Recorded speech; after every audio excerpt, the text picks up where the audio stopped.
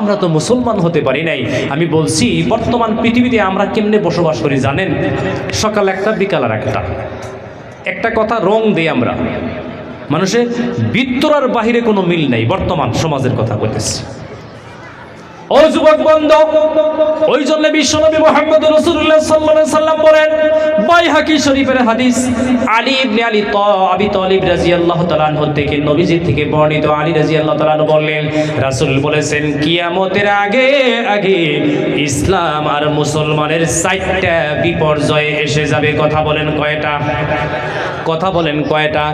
চারটা বিপর্যয় এসে যাবে। ওই চারটা কি কি? বিসমিল্লাহির রহমানির রহিম। আলী ইবনে আবি তালিব রাদিয়াল্লাহু তাআলা আনহু আন্নাহু قال قال رسول الله صلى الله عليه وسلم يوشك على الناس أن يأتي زمان يوشك أن يأتي على الناس زمان لا يبقى من الإسلام إلا اسمه ولا يبقى من القرآن إلا رسمه مساجده عامرة وهي خراب من الهدى। মহান আল্লাহ রাব্বুল আলামিন, ও যুবক বন্ধু, আপনাকে আমাকে সৃষ্টি করার পরে আমরা যেন ভালো করে চলতে পারি, ভালো রাস্তা পাই, তার জন্য আল্লাহ পাক যুগে যুগে নবী দিছে না নাই? আমাদের নবী বলতেছেন, ইসলাম কিয়ামতের আগে আগে চারটা বিপর্যয় হবে। তার এক নম্বর বিপর্যয় হলো শুধু ইসলাম নামটা কাগজে আর কলমে থাকবে, মুসলমানের কাছে ইসলাম পাওয়া যাবে না।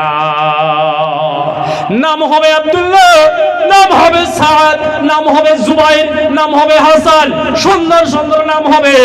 নাম শুনলে বোঝা যাবে ও বন্ধু ইসলাম আর মুসলমানের মধ্যে আছে, কিন্তু তার কর্মের দিকে তাকাইলে দেখা যাবে না না, তার মধ্যে কোনো ইসলামের কোনো গন্ধ পাওয়া যায় না। তার একটা দলিল আমি দেই, বর্তমানে দেখবেন নবপ্রজন্ম কতগুলো যুবক ছেলেরা মাথার উপরে কয়টা চুল রাখে, সাইডে কোনো চুল নাই। কথা ঠিক না ঠিক? এটা কিন্তু আলামতে কিয়ামত। এই কাটিংটা কার? এইভাবে কারা চুল রাখে, চতুর্দিকে নাই, উপরে কয়টা চুল? এটা হইলো ইহুদি মার্কা কাটিং। কথা বুঝে আসছে না নাই?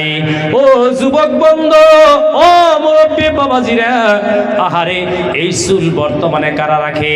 এই চুল বর্তমানে পৃথিবীতে যারা ইহুদি তারা রাখে। আহারে নাম ঠিক আছে, কিন্তু ওর কাছে ইসলাম পাওয়া গেল না। ও যুবক বন্ধু, মহিলাদের দিকে লক্ষ্য করলেও দেখা যায় নাম হবে মরিয়ম, নাম হবে রাবিয়া, নাম হবে আসিয়া, নাম হবে ফাতিমা, কিন্তু কাপড় পরিধান করবে টাইট ফিট। কথা বুঝে আসছে না নাই? ও যুবক বন্ধু, ওই জন্য নবী বলেছেন কিয়ামতের আগে আগে ইসলামের চারটা বিপর্যয় হবে। ইসলাম শুধুমাত্র কাগজ আর কলমে থাকবে, শুধু ইসলামটা মানুষের মুখে থাকবে, কিন্তু পুরুষ কিংবা মহিলার মধ্যে ইসলামের কোনো আমল পাওয়া যাবে না। বেপরদেকি বাড়বে, বেহায়াই বাড়বে, নির্লজ্জতা কিয়ামতের আগে আগে বেড়ে যাবে। আমার যুবক বন্ধু, আমার মুরব্বী বাবাজিরা, একদিনের ঘটনা, ওমর ফারুক রাদিয়াল্লাহু তাআলা আনহু মদিনার গলি দিয়ে যাইতেছে। ও মুসলমান, মদিনার গলি দিয়ে যাইতেছে। একটা কথা মাঝখানে বলে রাখি, যতদিন পর্যন্ত আপনার ভিতর ক্লিয়ার না হবে, ভিতর বাহির সমান না হবে, ততদিন পর্যন্ত আপনি মুমিন হতে পারবেন না। কথা বুঝে আসছে না নাই? যদি ভিতরে একটা থাকে, মুখে আর একটা প্রকাশ করেন, তাহলে আল্লাহর ভাষায় আমি আপনি মুনাফিক হয়ে যাব। জোরে বলেন নাউজুবিল্লাহ। এই পৃথিবীতে মহান আল্লাহ রাব্বুল আলামিন 1,24,000 পয়গম্বর পৃথিবীতে পাঠিয়ে দিয়েছেন। একটাই কারণ হলো পৃথিবীর মানুষগুলো যেন সুন্দর মানুষ হয়ে যায়। কথা বুঝে আসছে না নাই? আদবী হয়ে যায়, আখলাকি হয়ে যায়, সৎ চরিত্রবান হয়ে যায়। ওই জন্য মহান আল্লাহ রাব্বুল আলামিন যুগে যুগে এই পৃথিবীতে নবী পাঠিয়ে দিয়েছে, মানুষের ভিতর আর বাহির সমান করার জন্য। ঠিক না ঠিক? ওমর ফারুক রাদিয়াল্লাহু আনহু মদিনার এক গলি দিয়ে যাইতেছে। হঠাৎ করে দেখলেন এক যুবক মদ পান করতেছে। কি পান করতেছে? কথা কন মদ। ওমর ফারুক বড় গরম ছিলেন, খলিফা জগতে, রাষ্ট্রপতি জগতে, পৃথিবীর প্রেসিডেন্ট জগতে ওমর ফারুকের মতো প্রেসিডেন্ট আর পৃথিবীতে আসবে না। আমার যুবক বন্ধু যাইতেছেন মদিনার এক গলি দিয়ে যাইতে যাইতে দেখলেন এক যুবক মদ পান করতেছে। যেমনে দেখলেন ওমর ফারুক দেখা ভয়ে মদের বোতলটা চাদরের নিচে নিয়ে এইভাবে লুকাইলেন। ওমর ফারুক দেখতে পারলেন কি যেন একটা পান করছে, দূর থেকে ডাক দিলেন, ও যুবক তোমার হাতে কি দেখলাম? যুবক বলতেছে, আমিরুল মুমিনিন কিছুই না, কিছু না, কিন্তু ভয় পাওয়া গেছে, আমি যে মদ পান করলাম এটা কিন্তু আমিরুল মুমিনিন দেখে ফেলেছে। কথা বুঝে আসছে না নাই? থর থর করে কাঁপতেছে ওই যুবক, আল্লাহর ডাক দিছে, আল্লাহ আজকে আমি আর বাঁচবো না, আমাকে কেউ বাঁচাইতে পারবে না। আল্লাহ আমি যে মদ পান করলাম মদিনার রাষ্ট্রপতি দেখে ফেলেছে। যুবক থর থর থর থর করে কাঁপে, আল্লাহর ভিতরে ভিতরে ডাক দিছে, রব্বুল আলামিন তুমি যদি আজকে ওমরের হাত থেকে বাঁচাইয়া দাও আল্লাহ, আমি আর জীবনে মদ পান করব না। জোরে বলা যাবে কি সুবহানাল্লাহ? ওমর ফারুকের হাত থেকে বাঁচার জন্য পানা চায় কার কাছে? তাহলে বোঝা গেল ওমর ফারুককে কত ভয় করছে। বর্তমান কিছু নবপ্রজন্মতে এইভাবে চুল রাখে, আর দেখবেন এটাও কিয়ামতের আলামত, নতুন কাপড় কেনে 3000, 2500, 2000 টাকা দামের লং প্যান্ট, কিন্তু ওর মধ্যে ছেঁড়া থাকে 14 জায়গায়। ঠিক না? কথা কন হাসানা মিসা? আমার কখনো কখনো মনে পড়ে, এটা আমার পার্সোনাল কথা, এই মাথার এই চুল আর সেরা নতুন লং প্যান্ট দেখলে মনে হয় আর একটা বার যদি ওমর ফারুক আসতো। কথা ঠিক না? ঠিক।